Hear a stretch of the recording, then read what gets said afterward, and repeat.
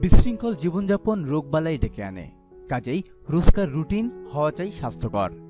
চাইলে দৈনন্দিন জীবনকে শৃঙ্খলার মধ্যে আনা যায়। কিভাবে? চলুন জেনে নেওয়া যাক কিভাবে আমরা রোজকারের রুটিনকে স্বাস্থ্যকর করে তুলতে পারি। ব্যায়াম দিয়ে দিনটি শুরু করুন। হাঁটা খুবই ভালো ব্যায়াম।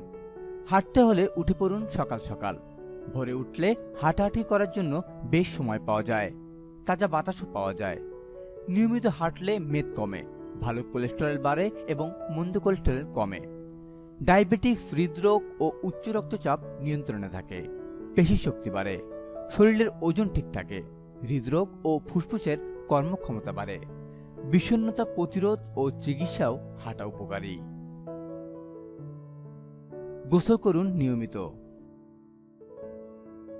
হালকা গরম পানিতে গোসল করলে বাতের ব্যথা উপশম হয়, অস্থিসন্ধির ব্যথা কমে, প্রদাহ কমে, পিঠের ও হাঁটুর ব্যথা ভালো হয়। গরম পানির ভাপে বন্ধ নাক খোলে, শ্বাসনালীতেও আরাম হয়। গরম পানির গোসলে সাইনোসাইটিসের উপকার পাওয়া যায় শ্বাসকষ্ট ও হাঁপানিতেও। সকালের নাস্তা কখনো বাদ দেবেন না। সকালবেলা পর্যাপ্ত পরিমাণে পুষ্টিকর খাবার খেলে তা সারাদিন শরীরকে কর্মক্ষম রাখে। সকালের নাস্তায় পরিমিত শর্করা, আমিষ, ভিটামিন ও খনিজ দ্রব্যের সমাহার থাকা চাই। প্রচুর পানীয় পান করুন সকালে। দেরিতে ঘুম থেকে উঠলে নাস্তা খেতে দেরি হয়, বিপাক ক্রিয়া ধীর হয়ে যায়, ফলে ক্লান্ত ও দুর্বল লাগে।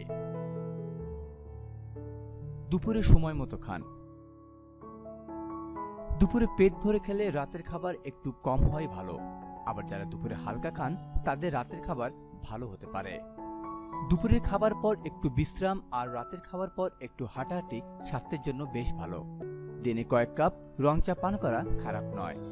চা শরীরে অ্যান্টিঅক্সিডেন্টের যোগান দেয় এবং প্রতিদিনের খাদ্য তালিকায় ফলমূল থাকা চাই। রাতে পর্যাপ্ত ঘুম দরকার। অন্তত 6 থেকে 8 ঘন্টা ঘুমান। রাতে খাওয়ার পরপরই ঘুমোতে যাওয়া ঠিক নয়, তাই খাওয়া একটু আগে সেরে ফেলাই ভালো। খুব দেরিতেও ঘুমোতে যাবেন না। ঘুমোতে যাওয়ার আগে অবশ্যই দাঁত ব্রাশ করে নিন। বই পড়তে পারেন বা গান শুনতে পারেন, তবে ঘুমানোর আগে মুঠোফোন, টিভি, কম্পিউটার ব্যবহার না করাই ভালো। এতে আপনার ঘুমের ব্যাঘাত ঘটতে পারে।